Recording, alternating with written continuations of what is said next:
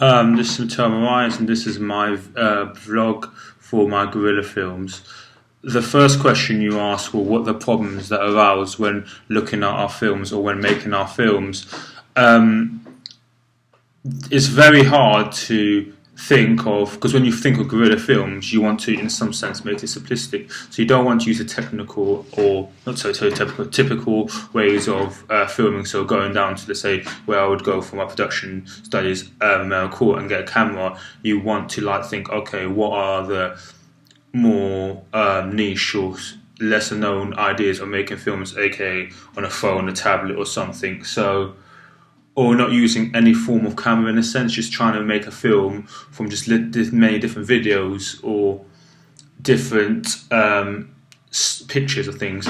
So when it came to what the first video that I done with the motoculturism, I did use a camera, so in the sense of the GoPro, but that one was much more harder than the other ones in the sense that it had a very short memory life. Not memory, same memory life, it's a very short back life. So you had to think ahead and always make sure, okay, I'm about to go film, this is what I'm going to go film, what am I going to go film now? Luckily, I got enough footage, just about. So, so in that aspect, using a GoPro to shoot my first film with a motoculturism was really, really hard. But with the other two, it wasn't as hard in the sense of obtaining the footage or having to plan ahead. Well, you still had to plan because within What Is Britain, it was a lot of planning just to see what pictures have to go into, which order is it going to go to, how long am I going to make this video, how long would it start with What Is Britain, how long am I going to do this, how long am I going to do that.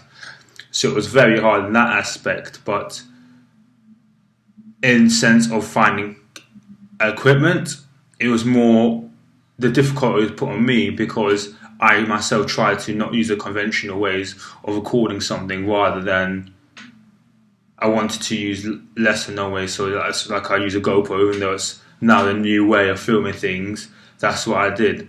The second question was that we were asked were, where do we put our films on? My films were on the Guerrilla Filmmaking YouTube page, and one of them was on my Vimeo page, my own Vimeo page, just due to the fact that that video would not upload.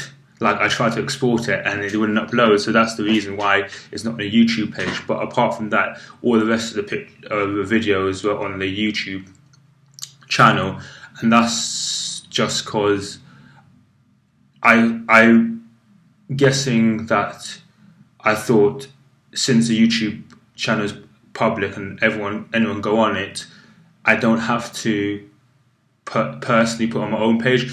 Also, the fact I don't really have my own proper. I haven't got a channel where I properly put all my stuff on just yet. So I thought if anyone wants to see the stuff and when I talk to people about the stuff, they could simply just go into the YouTube channel and see what they wanted, because it's first of all it's a big enough platform anyway. YouTube, everyone get access to YouTube, and also with other social networks, it was just a bit more like I wouldn't put them on there. For example, Facebook is more my personal life and getting to know people. Facebook for me is really not where I put a lot of my work, unless I make my own. If I was going to put on it, make my own personal, professional Facebook page. I wouldn't put on my private Facebook page. And when it comes to Twitter, I'm not. Even though I have a Twitter, I'm not that much of a.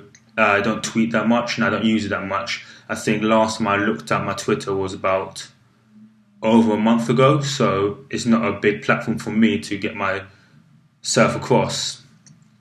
The third question, which one of the two main questions, is why did I shoot my films in a certain way? The multiculturalism, the idea behind that was we attended a university which in a thought was there's so many different cultures there. But actually looking at a university, I saw that even though there's a lot of different cultures that attend our university, I feel like a lot of these cultures stay with themselves and stay in certain areas. And a public space such as Fogle Lawn, where you expect all these different cultures and all these different people to come about, there was no one there. And I was talking to my friend Matt, who was also featured in the video, And I was thinking, like, where I was like, and I was talking about this idea. I was like, do you simply want to take a GoPro and go around university and actually see where all these people are? Like, what is happening? Like, let's just literally go a view of what people we see. And what we saw in this video, and it's shown in the video, is that the same people, the same cultures of people usually are immigrating in one area. For example, when we were near Digby Diner, there wasn't a lot of different cultures. There was predominantly white people that were near Digby Diner. And then you go over to the Union and the same type. It's like, why are these places predominantly just filled with white English people? It was just a very, very big thing. And I just thought by showing that, it was maybe a question, why is this happening? Like, why do we have this at university? As a university, you thought a lot of people would integrate, and I've seen so many different groups of people integrating. But why is it like that? Why do we have so many different groups around? So I just thought that would be an interesting way of showing that even though the university is technically multicultural, that a lot of time when you're walking around, it doesn't seem like that. My second film was a personal issue. And the personal issue that I chose was Lost, because of a recent loss that I've had in myself. And the reason I shot it in a way was how I went through the feelings, how my mind processed when I dealt with loss. So when I first experienced loss, that kind of the film is based around, that's why the film starts with blank, because my mind just went blank. I didn't know what to feel, how to feel. I just didn't know. And then the first emotion that came into me, the first thing I could feel was tears. Like, I just cried. I couldn't understand. So that was the first emotion I showed. And then when I thought I could deal with it, I just couldn't. So that's what I kept trying to show. And then I found clips of things that the thoughts I was going through, the kind of things I was feeling through, but they were mumbled up, they were quite snappy, and that's how I was trying to get across in my film how my thought process was at the time. It was very about how I don't know how to feel right now. This is how I'm feeling right now, but then I think I'm ready, but I'm not ready anymore. Okay, dun dun dun, and that's how I was feeling. So that's how it came across. Hopefully, it came across in the film.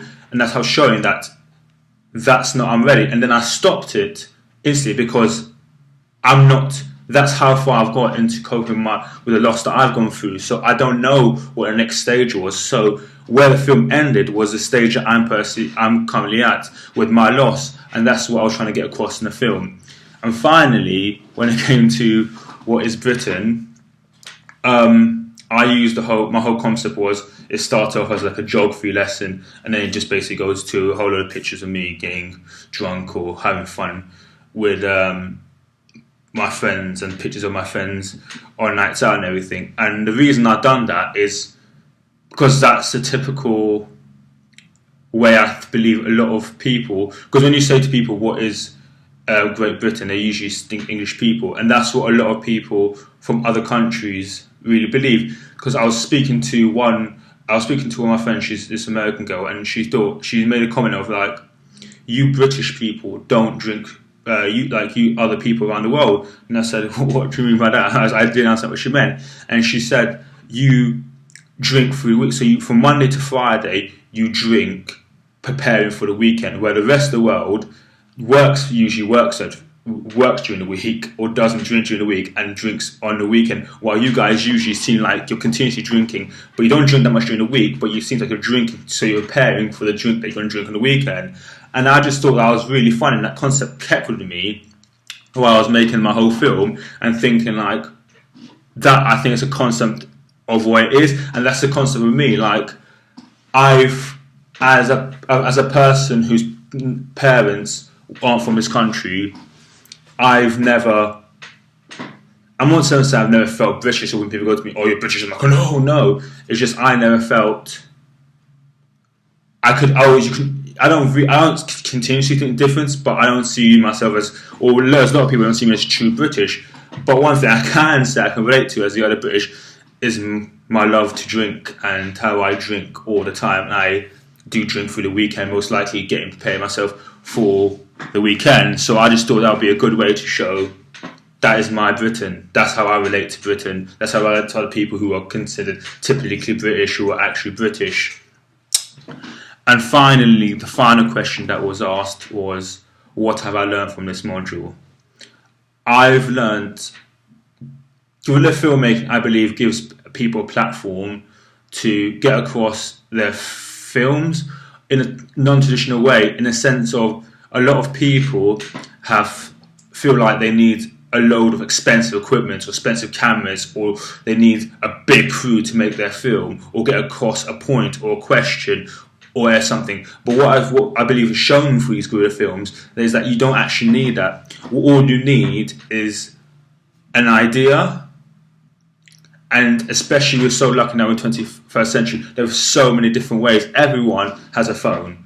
Everyone has a computer with some form of camera on it. Right now I'm using my Mac to record this. So it's so simple now. If you sit down and think about a concept, it's so simple to make a film and understand how to make a film, in a sense. Like, you don't need these flashy cameras. You don't need 100 people crew. All you need really is yourself. And then you don't need that. We don't need, basically the whole concept, you don't need money. You can get yourself out there somehow without the need of money, because we have so many great things. We now have Vimeo, we have YouTube, Twitter, Facebook, all these different things where you can get yourself across. You can show yourself. People on Twitter, the whole concept of now, it's not like on Facebook where you really on your friends see. On Twitter, if one of your friends, you tweet something, one of your friends likes it and retweets it, then someone else who doesn't follow you but follows your friend sees it and goes, oh, that's really nice, and they retweet it. Then 10 other people see it, and it grows and grows. So more and more people are seeing your things,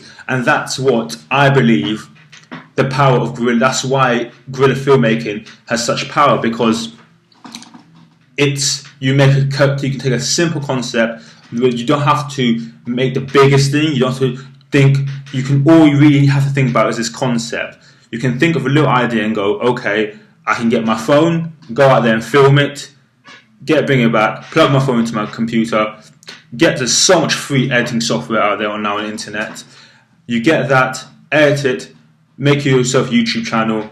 Within a couple hours, it'll be up there. You can tell people on Twitter, Facebook, everywhere you want what you want, and that's what I think is the whole thing about this concept of like the amateur film, and how these people who are considered amateurs and all these amateur films can get out there, and people can see how they're thinking, their work and everything, and how they have the ability now to get other people or get noticed through these small little guerrilla films and get their message and voices across in a simple way.